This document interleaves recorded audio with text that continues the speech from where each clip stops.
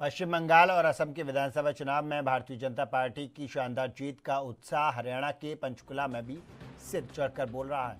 और राज्यसभा सांसद रेखा शर्मा के आवास पर कार्यकर्ताओं ने ढोल नगाड़ों की थाप पर केसरिया ढोली होली खेली। और इस मौके पर सांसद रेखा शर्मा ने जीत को डॉक्टर श्यामा प्रसाद मुखर्जी की विचारों की जीत बताया। उन्होंने कहा कि ममता सरकार पर प्रहार करते हुए कहा कि बंगाल में भाजपा ने तृणमूल कांग्रेस के गुंडाराज और आतंक के साए में जनता का विश्वास जीतकर ये ऐतिहासिक उपलब्धि हासिल की है। और दूसरी ओर सेक्टर 5 स्थित भाजपा चुनाव कार्यालय में भी जश्न का माहौल रहा। मेयर पद पर प्रत्याशी श्याम लाल बंसल के नेतृत्व में कैबिनेट मंत्री विपुल गोयल और कालका विधायिका शक्ति रानी शर्मा समेत तमाम दिग्गज नेताओं ने लड्डू बांटकर जीत की खुशी बनाई। और नेताओं ने हुंकार भरते हुए कहा कि बंगाल की तरफ अब पंचकुला की जनता भी नगर निगम चुनाव में रिकॉर्ड मतदान कर विपक्ष को सबक सिखाएगी ताकि विकास की रफ्तार को और तेजी मिल सके।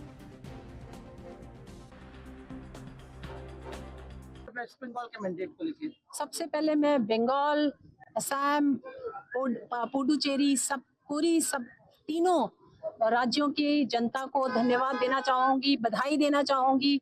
उन्होंने 200 पार, हम जो मैंडेट सोच भी नहीं सकते थे उससे भी पार भारतीय जनता पार्टी को किया। और मुझे लगता है धीरे धीरे रात तक वो उतने ही 214 तक हम पहुंच जाएंगे जितने पिछली बार तृणमूल कांग्रेस थी। ये बहुत बड़ा मैंडेट है 200 पार तो। और 100 पार असम में, जो पिछली बार 70 समथिंग था, वो इस बार हम 100 से पार कर चुके। ये दिखाता है कि सारे देश की जनता को माननीय मोदी जी के ऊपर पूरा विश्वास है, उनकी नीतियों पर पूरा विश्वास है और हर राज्य चाहता है कि भारतीय जनता पार्टी की सरकार वहां बने। जिस तरह से डॉक्टर श्यामा प्रसाद मुखर्जी को आज एक श्रद्धांजलि दी गई है, उनकी ये जीत मानी जाएगी।